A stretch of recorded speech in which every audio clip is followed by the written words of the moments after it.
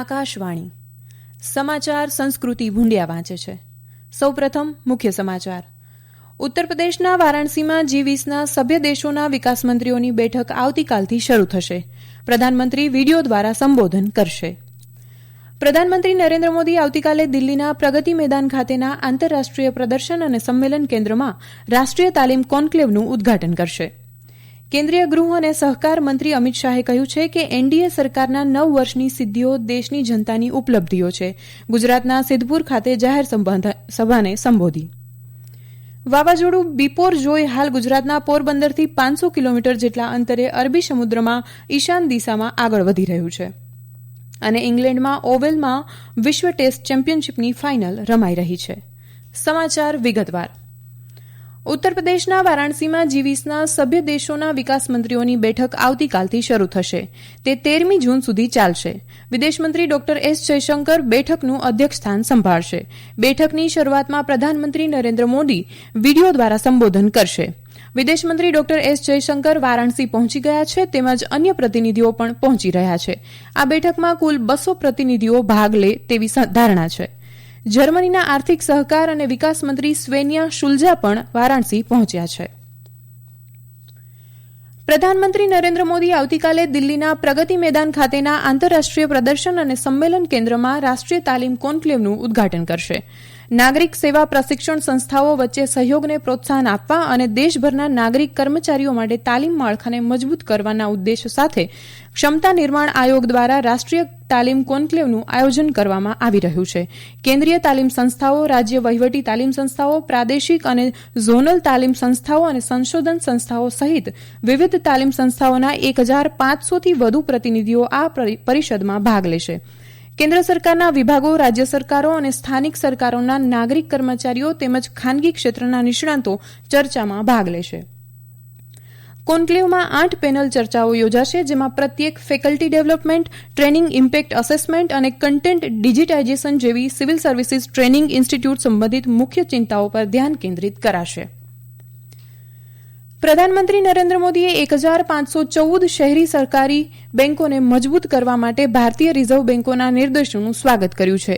એક ટ્વીટ સંદેશમાં પ્રધાનમંત્રી નરેન્દ્ર મોદીએ કહ્યું કે સહકારી ક્ષેત્ર માટે એ ઘણી સારી વાત છે અને તેનાથી ઘણા લોકો સશક્ત બનશે. પ્રધાનમંત્રીએ ઉત્સાહપૂર્વક નવી તકનીકો અપનાવવા બદલ ભારતના લોકોના વખાણ કર્યા. પ્રધાનમંત્રી નરેન્દ્ર મોદીએ રાષ્ટ્ર નિર્માણમાં મધ્યમ વર્ગની ભૂમિકાની પ્રશંસા કરી છે. મધ્યમ વર્ગ વૃદ્ધિ અને નવીનતા લાવવામાં મોખરે છે અને તેમની મહેનત નવા ભારતની ભાવનાને વ્યાખ્યાયિત કરતી હોવાનું શ્રી મોદીએ ટ્વીટના માધ્યમથી જણાવ્યું હતું. સરકારે મધ્યમ વર્ગના લાભ માટે વધુ ઇઝ ઓફ લિવિંગ તરફ સતત કામ કર્યું હોવાનું પણ કહ્યું હતું. છેલ્લા 9 વર્ષોમાં સરકારે આવકવેરામાં વધુ છૂટ ફુગાવાને નિયંત્રણમાં રાખવા અને જીએસટીના અસરકારક અમલીકરણ જેવી અનેક નીતિગત પહેલ કરી છે, જેને કારણે મધ્યમ વર્ગની આવક અને બચતમાં વધારો થયો છે. સરકારી આંકડા મુજબ દેશમાં માથાદીઠ આવક લગભગ બમણી થઈ ગઈ છે અને હાલમાં તે વ્યક્તિ દીઠ 1,72,000 રૂપિયા છે, જે વર્ષ 2014-15માં 86,647 રૂપિયા હતી. કેન્દ્રીય ગૃહમંત્રી અમિત શાહે આજે ગુજરાતના પાટણ સિદ્ધપુર ખાતે એનડીએ સરકારના 9 વર્ષ પૂર્ણ થવા અંગે જાહેર સભાને સંબોધી હતી. તેમણે કહ્યું કે એનડીએ સરકારના 9 વર્ષની સિદ્ધિઓ દેશની જનતાની ઉપલબ્ધિઓ છે. મોદી સરકારે આ વર્ષમાં દેશની આર્થિક મંદી અને આર્થિક અરાજકતાનો અંત લાવી દીધો છે. શ્રી શાહે કહ્યું કે આ 9 વર્ષમાં એનડીએ સરકાર પર ભ્રષ્ટાચારનો એક પણ આરોપ નથી.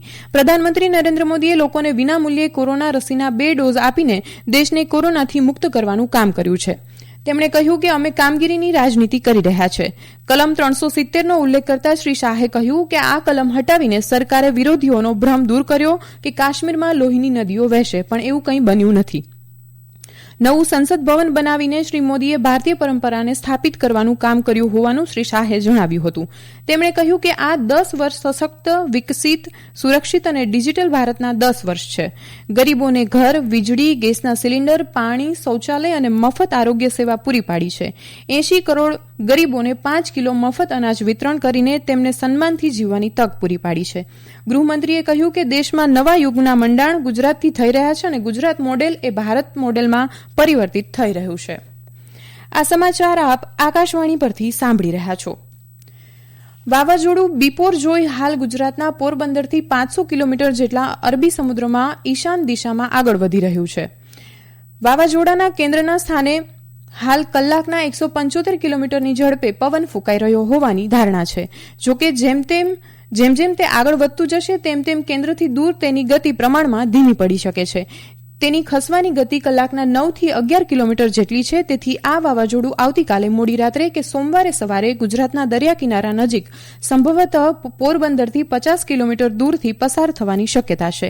તેની અસર હેઠળથી આવતીકાલથી 3 થી 4 દિવસ રાજ્યના દરિયા કિનારાના વિસ્તારોમાં ખાસ કરીને દક્ષિણ ગુજરાત, ભાવનગર, અમરેલી, પોરબંદર અને દ્વારકા જિલ્લાઓમાં ભારે પવન ફૂંકાવાની શક્યતા છે. હવામાન વિભાગે માછીમારોને આવતા શુક્રવાર સુધી દરિયો નહીં ખેડવાની તાકીદ કરી છે.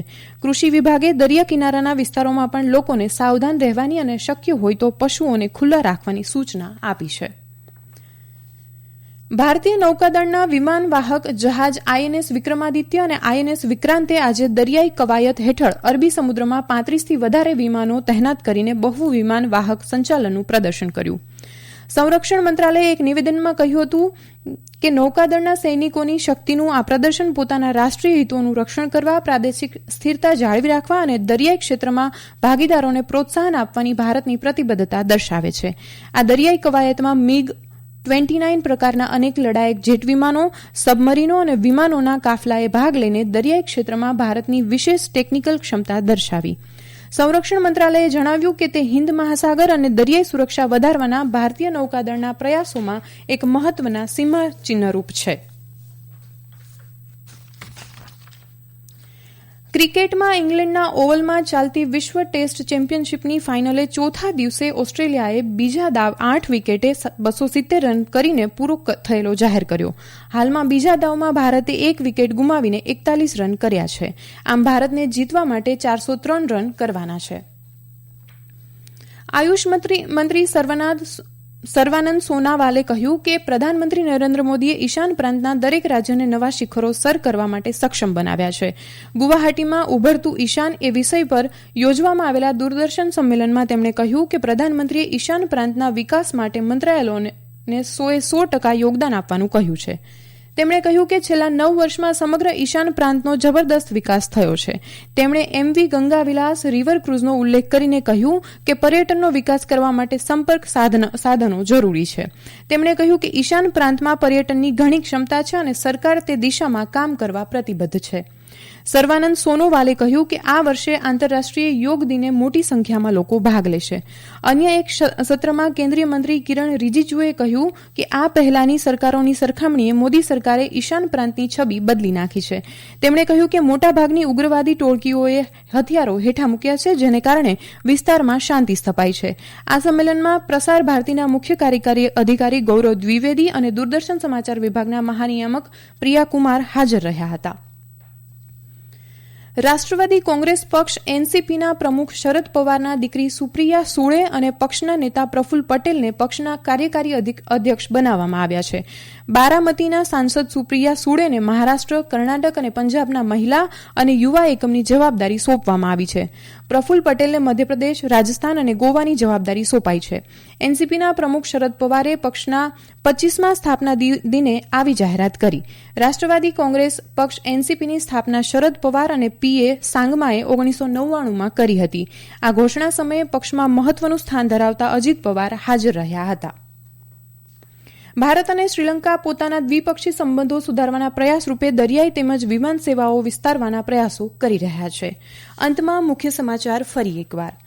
ઉત્તર પ્રદેશના વારાણસીમાં G20ના સભ્ય દેશોના વિકાસ મંત્રીઓની બેઠક આવતીકાલથી શરૂ થશે. પ્રધાનમંત્રી વિડીયો દ્વારા સંબોધન કરશે. પ્રધાનમંત્રી નરેન્દ્ર મોદી આવતીકાલે દિલ્હીના પ્રગતિ મેદાન ખાતેના આંતરરાષ્ટ્રીય પ્રદર્શન અને સંમેલન કેન્દ્રમાં રાષ્ટ્રીય તાલીમ કોન્ક્લેવનું ઉદઘાટન કરશે. કેન્દ્રીય ગૃહ અને સહકાર મંત્રી અમિત શાહે કહ્યું કે એનડીએ સરકારના 9 વર્ષની સિદ્ધિઓ દેશની જનતાઓની ઉપલબ્ધિઓ છે. ગુજરાતના સિદ્ધપુર ખાતે જાહેર સભાને સંબોધી. વાવાઝોડું બિપોરજોય હાલ ગુજરાતના પોરબંદરથી 500 કિલોમીટર જેટલા અંતરે અરબી સમુદ્રમાં ઈશાન દિશામાં આગળ વધી રહ્યું છે અને ઇંગ્લેન્ડ ઓવલમાં વિશ્વ ટેસ્ટ ચેમ્પિયનશીપની ફાઇનલ રમાઈ રહી છે. આકાશવાણી પરથી સમાચાર પૂરા થયા.